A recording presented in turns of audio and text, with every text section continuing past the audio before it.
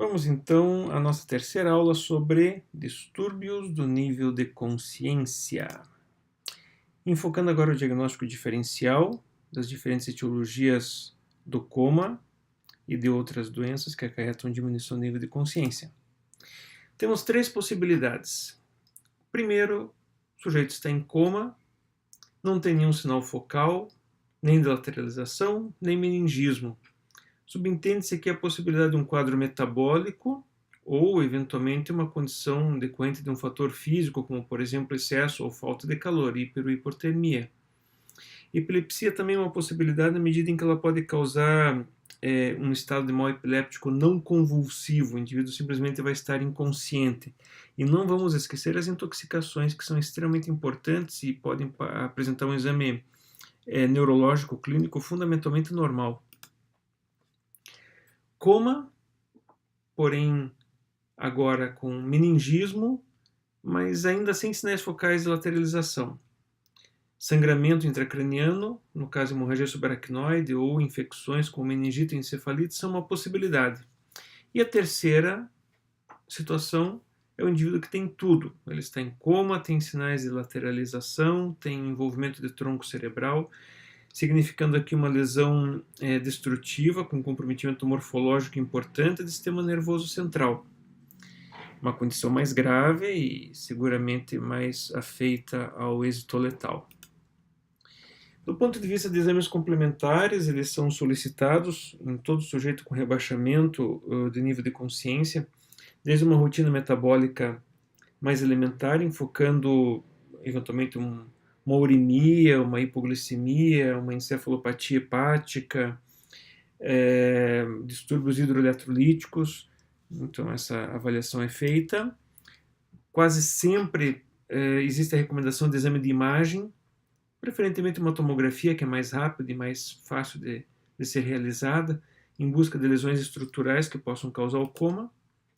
E, ocasionalmente, avalia-se o líquor em busca de evidências de infecção, rastreamento toxicológico, que não é fácil de ser feito, eletroencefalograma pensando em estado de mal não convulsivo. Então, aqui alguns exames que já não são tão rotineiramente feitos, mas podem eventualmente nos trazer subsídios.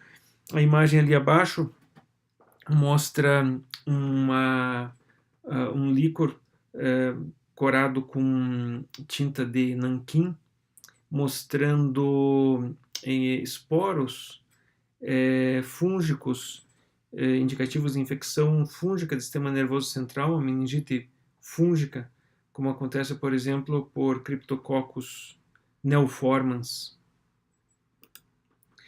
Outros distúrbios de consciência, fora o coma, podemos encontrar também, como estado vegetativo persistente, em que o indivíduo não possui consciência, mas ele mantém um ritmo de sono e vigília. Então, quando tem luz, ele abre os olhos pela manhã, e à noite, quando está escuro, ele fecha os seus olhos como se fosse dormir. Então, o ciclo sono-vigília é mantido, mas não há evidência de consciência, sugerindo a lesão cortical difusa e grave nesses casos. Mutismo acinético também sugere uma lesão grave, extensa, em especial de lobos frontais, em que o paciente não tem nenhuma resposta motor ou verbal, mas se apresenta vigil. E, inclusive, consegue acompanhar movimentos de objetos ou de pessoas que se deslocam na sua proximidade, mas não existe consciência também. Aí uma imagem mostrando uma lesão de artéria cerebral anterior. Se nós tivéssemos uma lesão bilateral de cerebral anterior comprometendo extensamente o lobo frontal, isso poderia levar a um mutismo acinético. Estados minimamente conscientes se referem a condições de comprometimento severo de consciência, porém com um nível mínimo da mesma.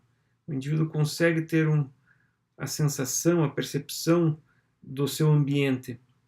E nesses casos podemos ter inclusive algumas verbalizações mais primitivas ou alguns movimentos mais intencionais, ainda que inadequados.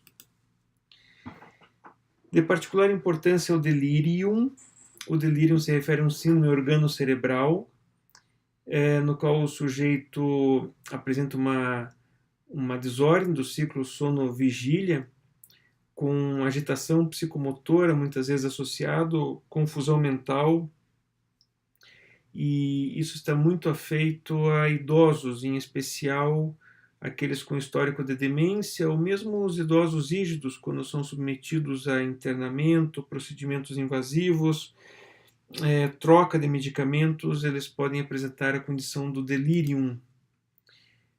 Isso decorre da diminuição da atividade colinérgica e um aumento da dopaminérgica, na vigência, muitas vezes, de atividade inflamatória, como infecções, por exemplo.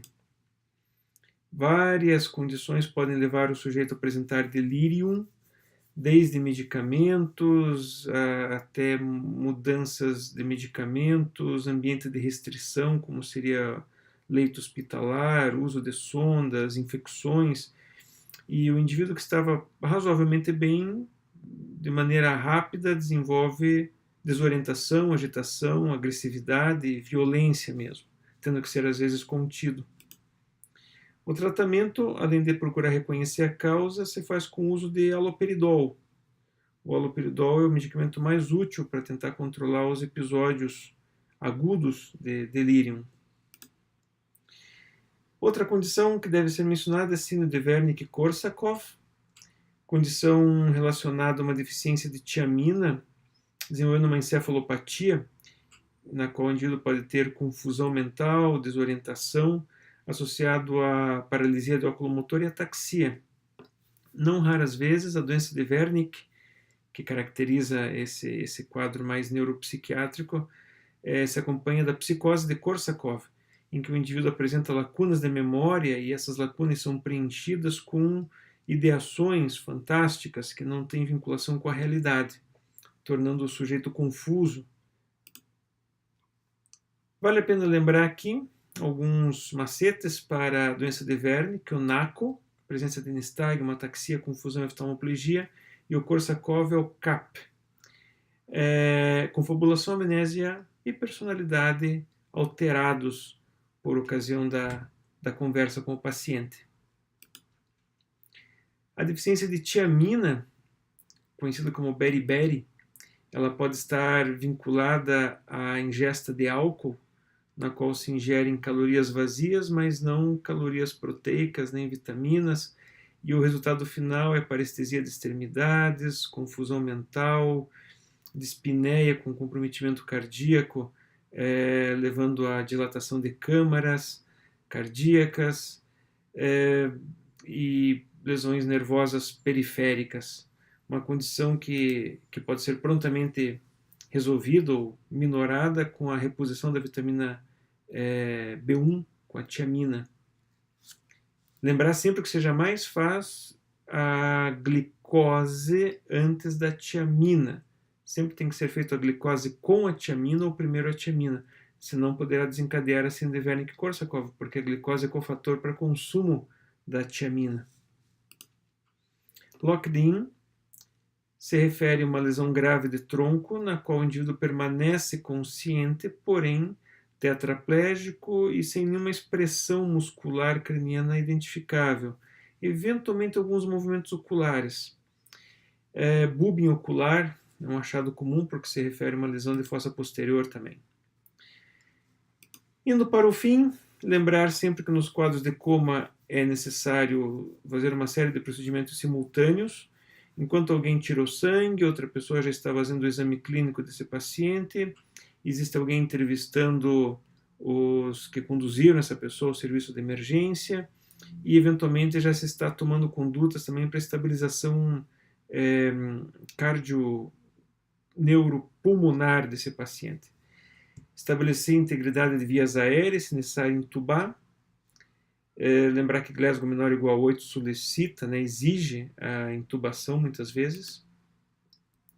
Cuidado com a respiração, observar se o ritmo respiratório é normal, porque lesões de tronco frequentemente comprometem o ritmo respiratório, então é importante uma oximetria e, havendo dúvida, a questão é a intubação mesmo, não deixar o sujeito morrer por falta de ar.